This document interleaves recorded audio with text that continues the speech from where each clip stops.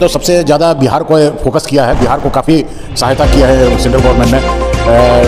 Greenfield airport का एक provision किया है और फिशिंग का, मखाना उद्योग का, जो मखाना उद्योग है उसके ऊपर ज़्यादा फोकस किया गया है।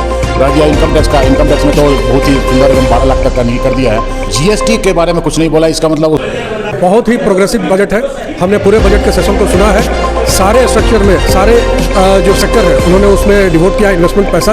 और चूंकि मैं इनकम टैक्स और जीएसटी का एडवोकेट हूँ तो मैं बता रहा हूँ कि इनकम टैक्स में 12 लाख तक मिडिल क्लास के लिए उन्होंने छूट कर दिया, जो एक बहुत बड़ी उपलब्धि है। इससे मिडिल क्लास में बहुत जान आ जाएगी। मिडिल क्लास के लिए ये एक बहुत बड़ा तोहफा है इस बजट में। But is very happy.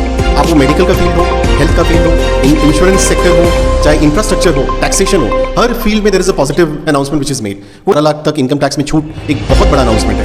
मैं देना चाहता हूँ केंद्र सरकार को, और उसके बाद मिडिल क्लास को ध्यान में रख करके बजट का निर्धारण किया गया है। हम लोग विकास का एक नया पैमाना सेट होगा और आने वाले वर्षों में बाजार में काफ़ी संख्या में रुपये का इन्वेस्टमेंट होगा, री इन्वेस्टमेंट होगा, जिसके तहत सरकार को ये रुपया बाजार में सर्कुलेट होगा और सरकार को विभिन्न तरहों से करके आमदनी होगी, चाहे वो यूनियन बजट को लेकर Jamshedpur Singhbhum chamber of commerce and industries परिसर में आज यूनियन बजट का सीधा प्रसारण किया गया, जिसमें चैम्बर के विभिन्न पदाधिकारी और अधिवक्तागण मौजूद थे। चैम्बर के अध्यक्ष विजय आनंद मुनका ने बताया कि हम लोग केंद्र सरकार से 10 लाख आयकर में छूट मांगे थे, लेकिन वित्त मंत्री श्रीमती निर्मला सीतारमण ने 12 लाख रुपए आयकर से मुक्त किया है। उन्होंने कहा कि इससे राजस्व बढ़ेगा। सरकार का यह एक बड़ा कदम है। पर्यटन क्षेत्र को भी काफी बढ़ावा दिया जा रहा है। उन्होंने प्रधानमंत्री नरेंद्र मोदी एवं पूरे टीम को बधाई देते हुए कहा कि 2047 तक विकसित भारत का सपना जरूर पूरा होगा। Singhbhum chamber tax and finance के उपाध्यक्ष राजीव अग्रवाल ने कहा कि यह यूनियन बजट बहुत ही बढ़िया बजट है, जिसमें medical, health, tax, insurance, infrastructure के क्षेत्र में कहीं भी कोई कटौती नहीं की गई है। स्टार्टअप, आर्टिफिशियल इंटेलिजेंस, कैंसर आदि पर फोकस किया गया है।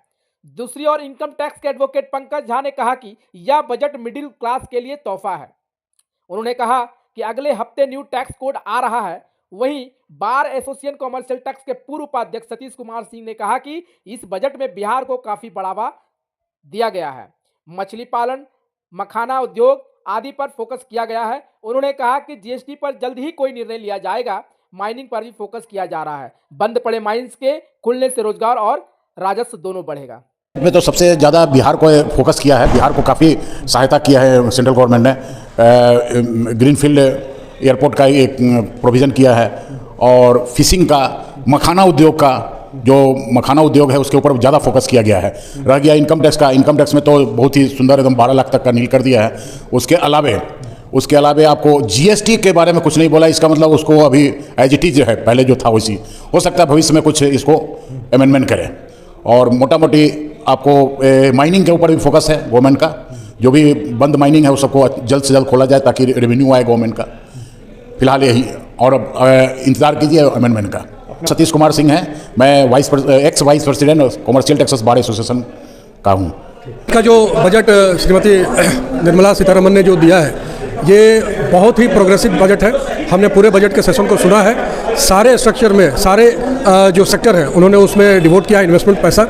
और चूंकि मैं इनकम टैक्स और जीएसटी का एडवोकेट हूँ तो मैं बता रहा हूँ कि इनकम टैक्स में 12 लाख तक मिडिल क्लास के लिए उन्होंने छूट कर दिया, जो एक बहुत बड़ी उपलब्धि है। इससे मिडिल क्लास में बहुत जान आ जाएगी। इन्वेस्टमेंट का रेशियो बढ़ेगा और कंप्लायंस भी बढ़ेंगे। जो बहुत सारे लोग अपना इनकम घटा देते थे, अब वो घटाएंगे नहीं बल्कि इनकम को बढ़ाएंगे और टैक्स भी बढ़िया से देंगे। तो मेरे ख्याल से मिडिल क्लास के लिए ये एक बहुत बड़ा तोहफा है इस बजट में। और कल मैं एक जगह दैनिक जागरण के कार्यक्रम में था, वहाँ पर मैंने बताया था कि टीडीएस का रिफॉर्म होना चाहिए, न्यू टैक्स कोड आना चाहिए। जो इसमें हो गया तो अगले हफ्ता जो है न्यू टैक्स कोड भी आ रहा है। ये हमारे लिए बहुत ही खुशी की बात है। मैं बहुत बहुत धन्यवाद देता हूँ आदरणीय श्री नरेंद्र मोदी जी को और निर्मला सीतारमण जी को कि इस तरह का प्रोग्रेसिव बिल को उन्होंने पास किया है। धन्यवाद। मेरा नाम पंकज झा है और मैं पेशे से टैक्स एडवोकेट हूँ। एकदम बजट 2025 मेरे हिसाब से बहुत ही पॉजिटिव बजट है। पहली बार ऐसा हुआ है, मुझे भी ऐसा महसूस हो रहा है और आप देखे होंगे कि जितने भी मेंबर्स यहाँ प्रेजेंट थे, एवरीबडी इज़ वेरी हैप्पी। आप वो मेडिकल का फील्ड हो, हेल्थ का फील्ड हो, इंश्योरेंस सेक्टर हो, चाहे इंफ्रास्ट्रक्चर हो, टैक्सेशन हो, हर फील्ड में there is a positive announcement which is made. कोई भी कर्टेल नहीं किया गया है। आप देखेंगे कि वो SC/ST से लेकर के एक अपर मिडिल क्लास के लोगों के लिए भी बहुत अच्छा सकारात्मक बजट पेश किया गया बाय द फाइनेंस मिनिस्टर। मुझे लगता है कि सारे लोग इसको बहुत पॉजिटिव तरीका से लेंगे। आप जैसा जानते हैं कि 12 लाख तक इनकम टैक्स में छूट एक बहुत बड़ा अनाउंसमेंट है। मुझे बताते हुए ये हर्ष भी होता है कि चैम्बर के माध्यम से हमने जब वहाँ प्रपोजल भेजा था, हमने 10 लाख का डिमांड किया था कि 10 लाख तक कोई इसमें टैक्स लोगों को नहीं लगना चाहिए। लेकिन मैडम सीतारमन ने जो अनाउंसमेंट 12 लाख का किया है, मुझे लगता है कि this will be taken in a very very positive way. So I feel the budget is very good. इस बजट में स्पेशल फोकस स्टार्टअप को लेकर के किया गया है। AI जो आर्टिफिशियल इंटेलिजेंस है उसको लेकर किया गया है। कैंसर से रिलेटेड जो केयर सेंटर्स हैं उसके लिए किया गया है। There are many announcement which is made for reactors and the development of reactors for the country. मेरा नाम राजीव अग्रवाल एडवोकेट है। मैं एक टैक्स विशेषज्ञ हूँ और मैं चैम्बर ऑफ कॉमर्स में vice president tax and finance हूँ।